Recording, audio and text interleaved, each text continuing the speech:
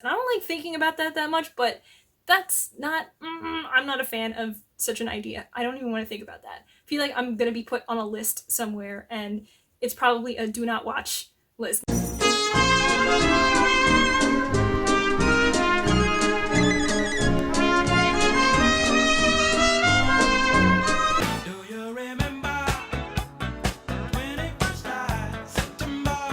It's fall, y'all. Time for a book haul. So I have a whole bunch of books here that I got from a couple different libraries, and the majority of them are probably graphic novels and manga, but rather than do two separate videos, I'm just gonna try to like blow through this as fast as I can because I'm on a limited lunch break right now and I gotta get back to work. First off, I have a book that was recommended to me by Sasha from the Redhead Reader, and this is Girls of Paper and Fire. Honestly, I am not 100% sure I'm going to be able to get to this before it's due back because of all these books, but at the same time, I'm really excited about this because this is an Asian-inspired sapphic romance, and I know very little about it, but I think it's kind of like one of those like revolutionary type stories. I know there's like some controversial opinions about if this is really good or really bad, so definitely want to try it out for myself. Thank you so much for the recommendation, Sasha. I'm really excited about it. I also have this book, The Vor. I know very little about this, but I think it has been compared to Jeff Vandermeer's Annihilation. If you've watched some of my old videos, you might know that like I really loved Annihilation by Jeff Vandermeer, so I'm very excited to get to something that's kind of like that, but I've also heard a lot of people like don't really like this book. I'm ready to form my own opinion about it. Are you ready for this? Because I wasn't ready when I saw this at the library. What? Yeah, that's Benedict Cumberbatch on a manga. Excuse me? That's right. 3 volumes of it? Are you kidding me? How has no one told me about this before? Okay, listen, I was a fan of the series, the first 2 seasons, before it got like super fanfiction-y, and now you're telling me that the first season is available as a manga and no one told me? Okay, also, look at John Watson. He looks like a hobbit. Poor Martin Freeman. That's really like, oh my god. I can't, I don't know if I'm like excited or just freaked out that this happened, but you know I'm gonna read this and then go rewatch Sherlock again, so. So I also have a couple of volumes of Food Wars. This is this really fun manga about this guy who is this small town chef, and he's like 15. He's really good at cooking, and eventually he ends up going to this elite culinary school. But of course, like everybody else who goes to the school is like such a snob, and they come from this really long line of chefs, and they've been training for this since junior high. So when this guy shows up, they're like, who's this pleb? Get out of here. But meanwhile, he's like a very good chef, and at the same time, he is very blunt and direct, and he also just sees the school as a stepping stone, so everyone else, they immediately antagonize themselves against him. And so a lot of the times in this school, if 2 people have a disagreement, they will have a shokugeki, which is a cooking competition in which the 2 people facing off set some kind of rules of like, if I win, then you have to do whatever I say kind of thing, and then they cook. And then whoever wins the competition gets to tell the other person, now you have to do whatever. So most of the time, and that's like my favorite thing, it's him versus somebody, and the other person is like, if I win, you have to drop out of our school because you don't belong here. And I just love that. There's another manga called Ancient Princess, which I really loved growing up, and this kind of reminds me of that, but I will warn you, this is not safe for work, because this takes the term food porn literally. And if you read this, you will know exactly what I mean, but it's very literal. And there is a show, the anime, which also takes it very literally. So a great ride, a lot of fun, not safe for work, just so you know. Now I also have Exhalation by Ted Chiang. This is not like the super beautiful copy, but that's okay. I am buddy reading this with Alicia Reads. This is supposed to be a bunch of really interesting, like mind-melding sci-fi philosophy stories, which is like exactly my wheelhouse. I love that stuff so much. So I'm really excited to like go through this just slowly and like have my brain just totally melted. Lobotomize me. I'm so ready. I also have Minority Report by Philip K. Dick. I've read Do Androids Dream of Electric Sheep, but I haven't read any of his other works, and I actually am like mad uneducated and didn't know that he wrote Minority Report, which I know is a famous movie, which I also didn't watch. Isn't that one where there's like an AI and he's like, I can't let you do that, Phil?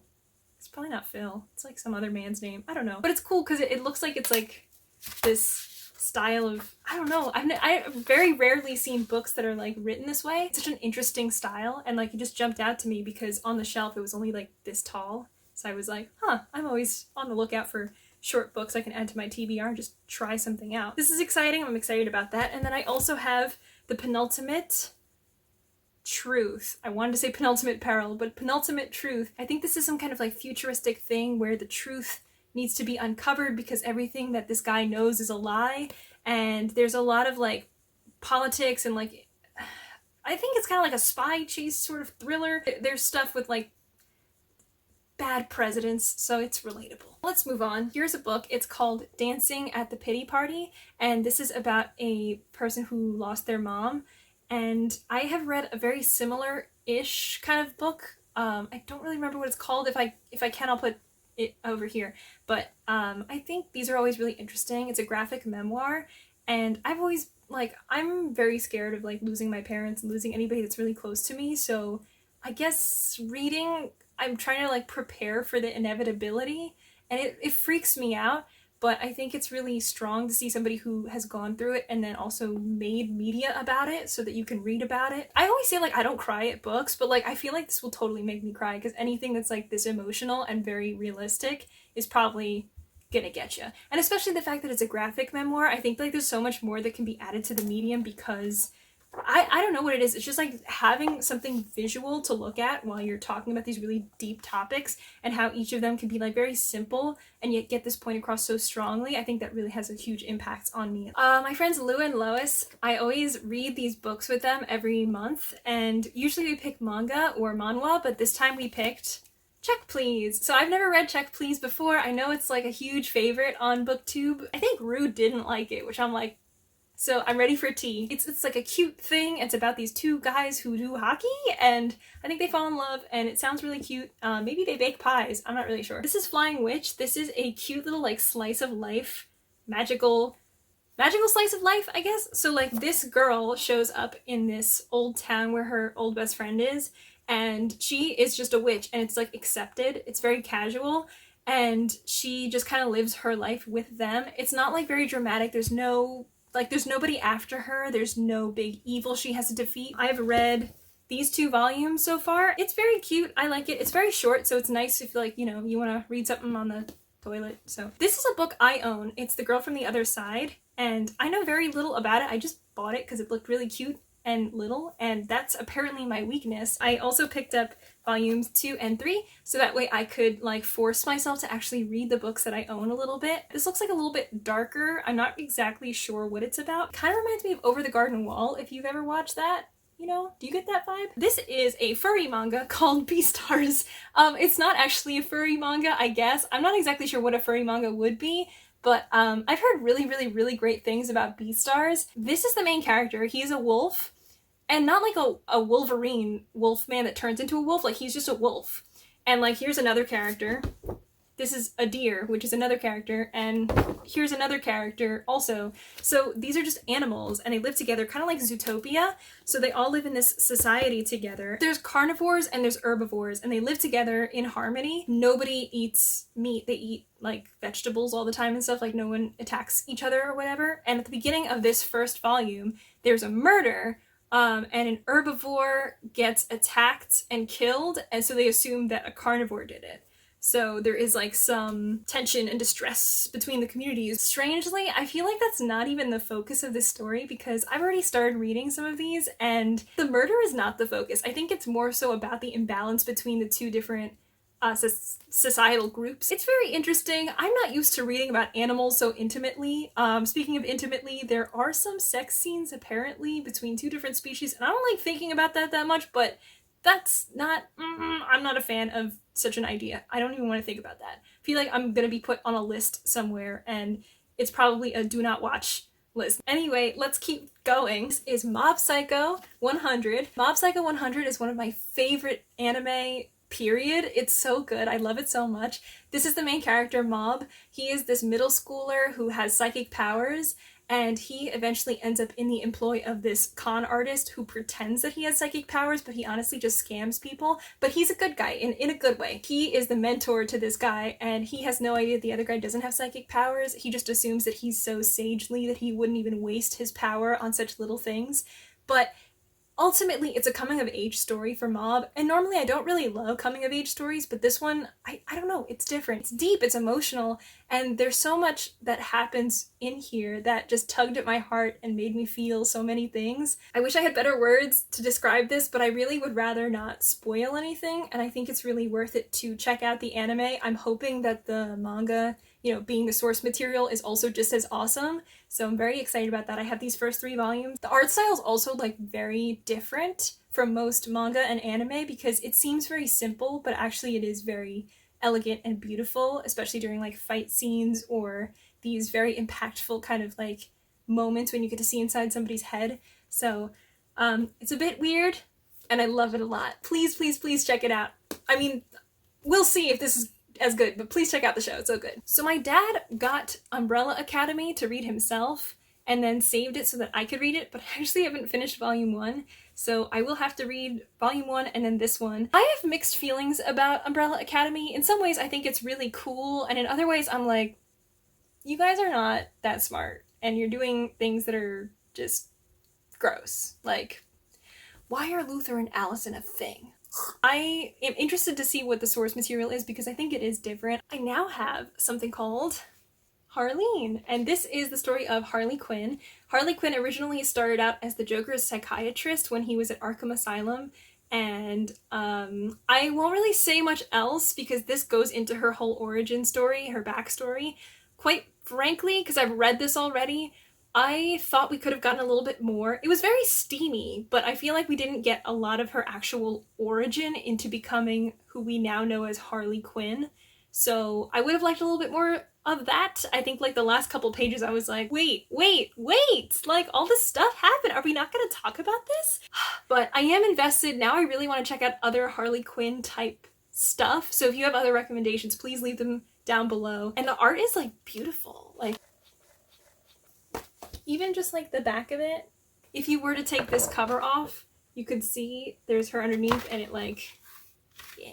I also have The Divine and the Wicked. This is another graphic novel and it's about these 12 gods that get reincarnated every 90 years, I believe.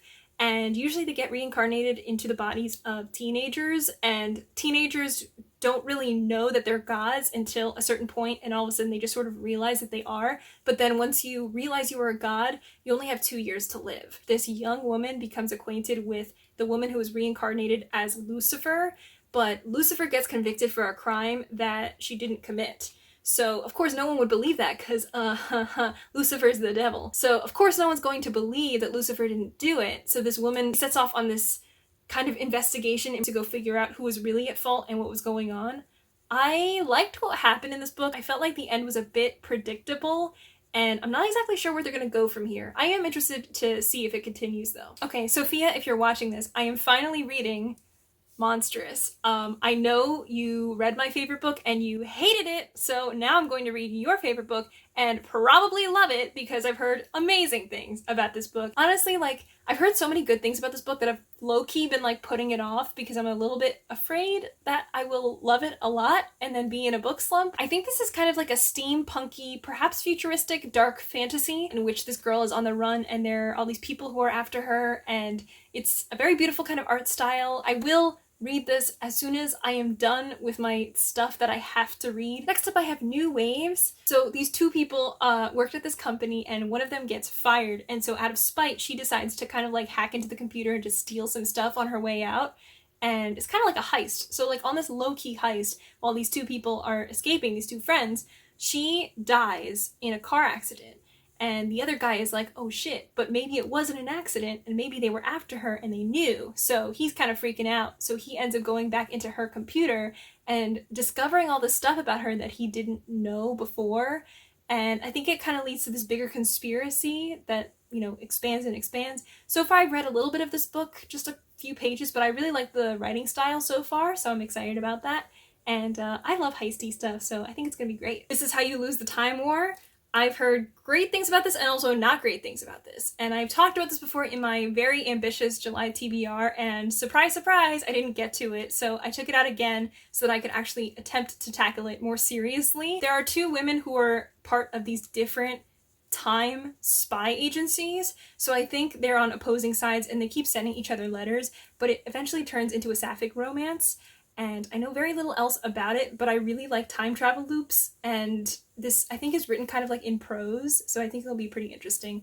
And I have heard like reading it physically is probably better. I have another book that I mentioned in my July ambitious TBR that I didn't get to, and I already love this book, and I'm not even halfway through it, but this is To Be Taught If Fortunate by Becky Chambers. So I was recommended this book by Katie, and I love it. I love it so much. This reminds me so much of The Martian, and I'm just in love with it. So I keep holding on to it and just being like, because do you ever do that thing where like you're so excited about a book and you start reading it and you're like, this is the best, but then you won't read it because then it will be over? So I do that all the freaking time, and it's not smart, but that's what I do. So I've been very excited about this book. Again, I have so many priorities. This coming Friday is the WHINERS book club where we're reading The Secret History, which I also got, but I forgot to bring it upstairs. We're going to discuss it on Friday, so I have to read that first before I can read all these awesome books, but very soon, I'm coming for you. I have no idea what this book is, but I thought it looked cool. This is Diablo III. I think this is like based on a video game, which maybe inspired some books, but it just looks cool because it kind of reminds me of like a D&D player's guide kind of. So you may or may not know that I am obsessed with a series of unfortunate events and everything that Lemony Snicket writes, which is a lot. There are a whole bunch of companion novels that go along with the original series, and this is one of the ones that I have not actually read yet, which is shocking, and that is Horseradish. I think this is kind of just like a series of a bunch of quotes that Lemony Snicket makes throughout the series, but he's a funny guy, and I like him. Life is a turbulent journey, fraught with confusion, heartbreak, and inconvenience. This book will not help. So, I'm ready. Sir, relax, we're almost done. The Poppy War. I think everybody kind of knows what this book is by now, but if not, The Poppy War follows this young girl, Rin, who was originally going to be kind of like sold off into a horrible marriage as like a child, and she was like, nah. So instead, she studied super hard and placed into this really, really prestigious, very difficult school in Sinigard. Rin is basically going to battle school now, so she is going to learn how to be a general and command these troops and potentially go to war. I actually already read this and I thought it was fantastic, but I know there is a Poppy War read-along going on right now. I recently read The Rape of Nanking, which was the non-fictional optional part of the Poppy War read-along, but I thought with that new context it would be really interesting to go through this again and just see if there's anything that I didn't pick up on the first time, not having known everything that I know now. And last of all, I have a book to help me clean up this gigantic mess of books, and that is The Life-Changing Magic of Tidying Up by Marie Kondo. My room is a mess, and I bought a whole bunch of books, and I was like, I won't open them until I clean my room, and guess who hasn't cleaned her room yet? Does it spark joy? I need this book to help me get my other books. I need it. That's it from me for today. Thanks so much for watching. If you want to connect with me, I have all my socials in the description box down below, and I will also link all the other stuff, including the WHINERS live show that's coming up this Friday. Please come check it out. We are reading The Secret History. I know there are controversial opinions about it, Sasha, so I'm really excited to check that out. I gotta finish the book first, but really psyched to do that. That is gonna be over on Mixed channel. Please come join us, and I think that's it. That's all I have. So yeah, thanks. Please like this video if you liked it. Don't forget to subscribe if you haven't already, and that's it. So I'm Rachel, this is Let Me in the Library, and I'll see you next time.